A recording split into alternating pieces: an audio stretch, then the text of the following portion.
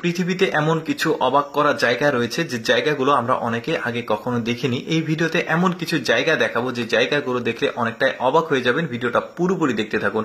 শুরুতে যে জায়গাটিকে দেখছেন এটা সামুদ্রিক একটা দ্বীপ। দ্বীপে বড় বড় বিল্ডিং, দালান কোঠা দেখে যে কেউ ভাবতে পারে সামুদ্রিক একটা শহর হতে পারে, কিন্তু এখানে যাওয়ার জন্য কোনো সড়ক যোগাযোগ ব্যবস্থা নাই।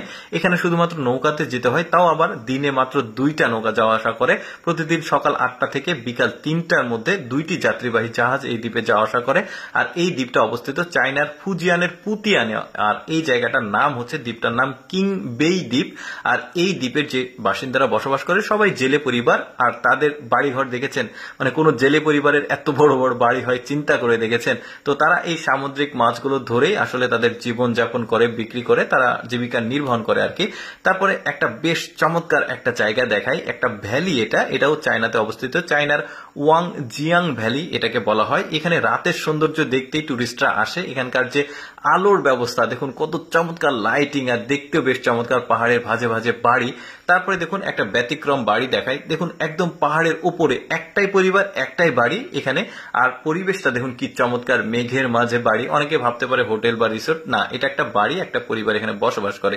তারপরে দেখুন একটা চায়নার পাহাড় দেখাই। দেখুন এই পাহাড় এত বেশি সুন্দর, আশেপাশের যে সৌন্দর্য, যে মেঘ, বড় বড় পাহাড়, কি চমৎকার দৃশ্য দেখতে পাচ্ছেন। এটা চায়নার পশ্চিম সিচুয়ান পাহাড় বলা হয় এটাকে। বেশ চমৎকার, দেখুন মেঘগুলো হাত দিয়েও ছোঁয়া যায়, দারুণ পাহাড়ের দৃশ্য। এরপরে আরেকটা ব্যতিক্রম জিনিস দেখাই। দেখুন এটা হচ্ছে পাহাড়ের একদম উপরে অবস্থিত একটা লেক, কৃত্রিম ভাবে তৈরি করা হয়েছে।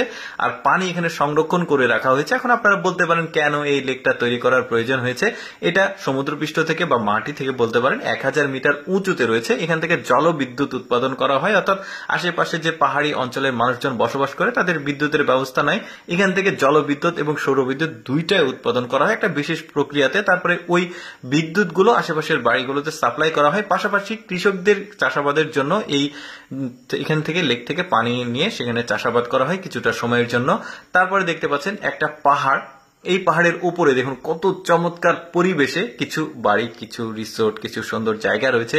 রাস্তার ব্যবস্থাটাও ভালো রয়েছে, বেশ চমৎকার। এটাকে হুনান, চায়নার হুনানে অবস্থিত এটা তৃণভূমি বলা হয়। আর এটার এশিয়ার সবচেয়ে বৃহত্তম টেবিল পর্বত বা আকাশ পর্বত বলা হয়। বেশ চমৎকার, এখানে আঁকা বাঁকা রাস্তা রয়েছে। টুরিস্টরা এখানকার যে পাহাড়ি সৌন্দর্য, এই সৌন্দর্যগুলো উপভোগ করতে আসে। দেখতে কিন্তু বেশ চমৎকার। রাস্তাগুলো একদম পাহাড় কেটে উপরে চলে গেছে। দৃশ্যগুলো দেখুন কি চমৎকার। এই জায়গাগুলো অনেকে আগে কখনো দেখেনি, হয়তোবা অনেকেই দেখেছে। আমি আপনাদের সামনে তুলে ধরলাম। আমি সবসময় চেষ্টা করি আপনার সামনে ব্যতিক্রম কিছু তুলে ধরার। ভিডিওটি কেমন লাগলো কমেন্ট করে জানাবেন।